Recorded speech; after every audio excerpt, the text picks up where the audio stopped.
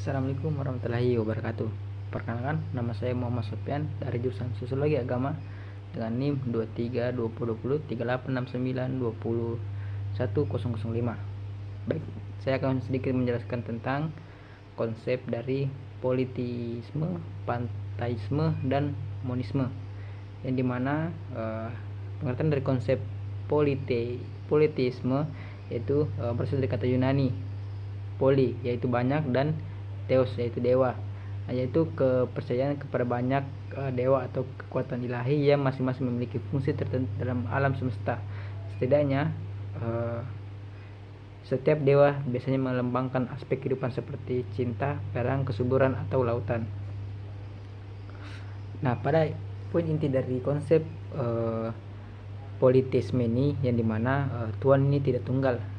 Dalam pandangan Yunani kuno, yaitu dewa ini banyak dan memiliki aspek-aspek tersendiri, yaitu dewa laut, dewa perang, dewa cinta, dan lain sebagainya. Nah, yang kedua itu panteisme, yang dimana berasal dari kata pan semua dan theos yaitu Tuhan, yaitu kepercayaan bahwa Tuhan dan alam semesta adalah satu hal yang sama, satu dan sama. Segala sesuatu di alam ini dianggap sebagai manifestasi dari Tuhan. Tidak ada perbedaan antara Sang Pencipta dan ciptaannya. Nah, poin inti dari konsep panteisme ini yang dimana Tuhan tidak terpisah dari dunia, seluruh alam dan wujudnya.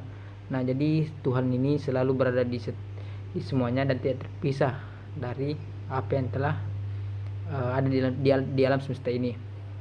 Yang kedua itu monisme, yang dimana berasal dari kata monos yaitu satu, yaitu pandangan bahwa segala realitas pada dasarnya berasal dari satu prinsip, yaitu prinsip dasar bisa berupa Tuhan, roh, atau substansi tunggal. Dalam konteks keagamaan, monisme menegaskan bahwa semua keberadaan adalah inspirasi dari satu realitas yang mutlak.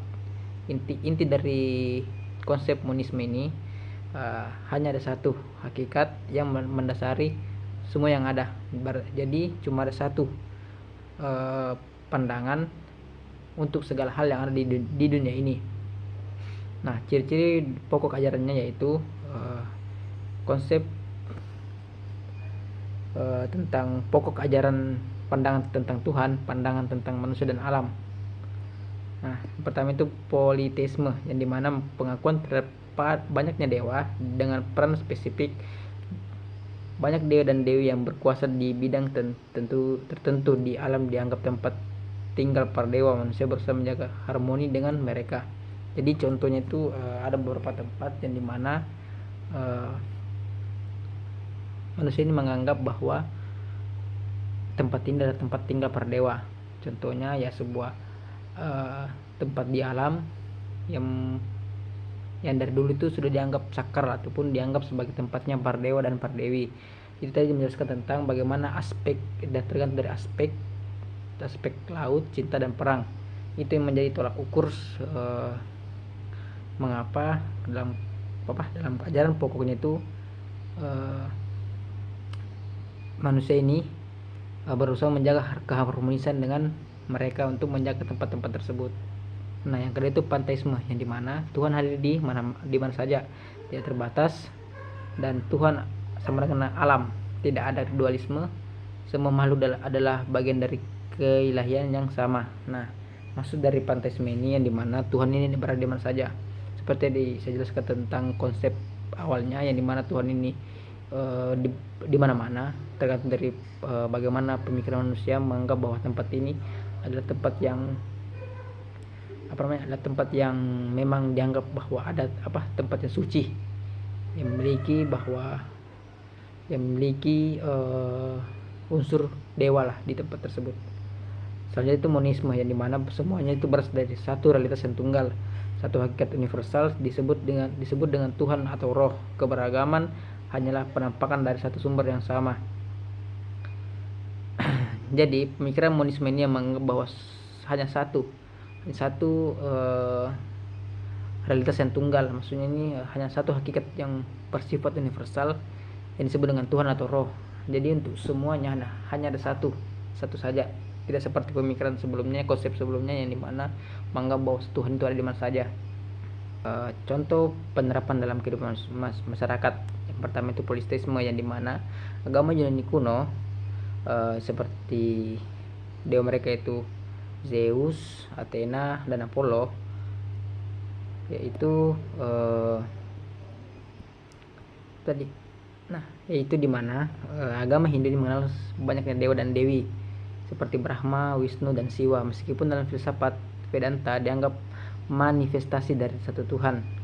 Kepercayaan seperti ini yaitu kepercayaan tradisional Nusantara seperti kepercayaan pada roh, penjaga gunung, laut, ataupun pohon. Nah, yang dimaksud di sini kan seperti yang ditahu, Zeus ini adalah dewa petir, Athena ini juga kalau nggak salah dia itu dewi apa gitu. Intinya perbedaan antara tiga, Zeus, Athena, dan Apollo ini berbeda-beda. Mereka memiliki tempatnya masing-masing.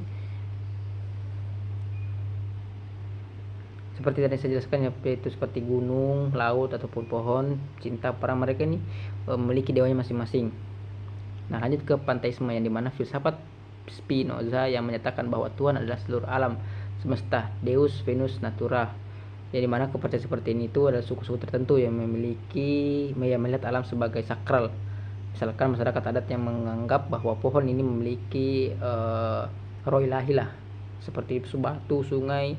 Nah, suku-suku pedalaman biasanya menganggap bahwa tempat-tempat seperti ini dianggap sakral dan memiliki dewa lah di dalamnya, yang dimana mereka mempertahankan keharmonisan tempat itu dan menjaga agar tempat itu tetap suci.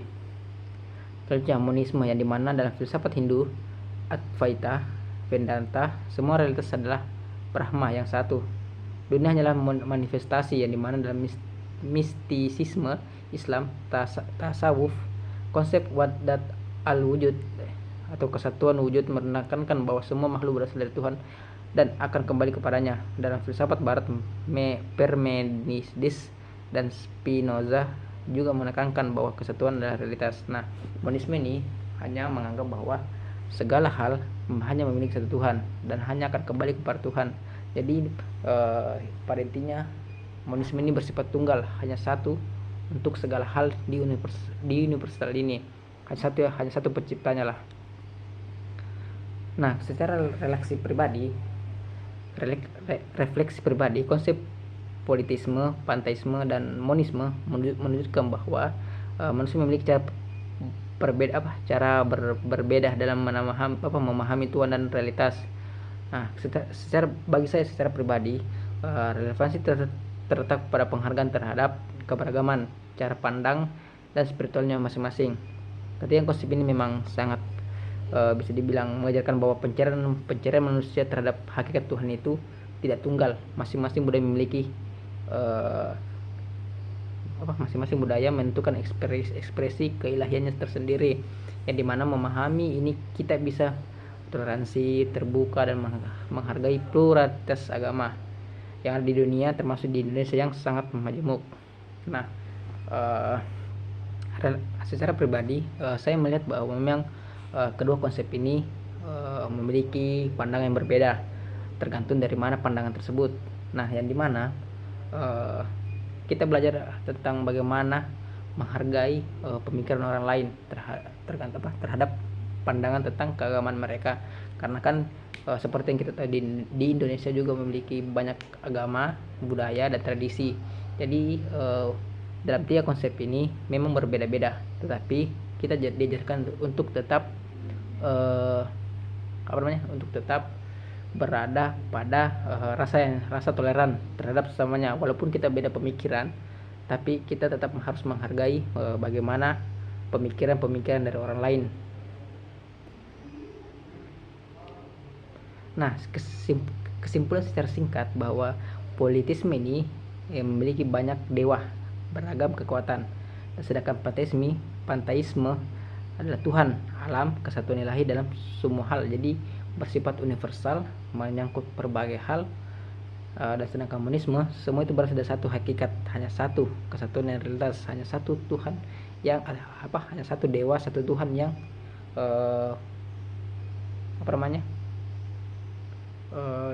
yang berasal dari satu hakikat, hanya satu pemikiran saja yang menciptakan segala halnya. Nah, mungkin sekian dari apa yang telah saya sampaikan. Kurang lebihnya mohon dimaafkan. Sekian dari saya. Wassalamualaikum warahmatullahi wabarakatuh.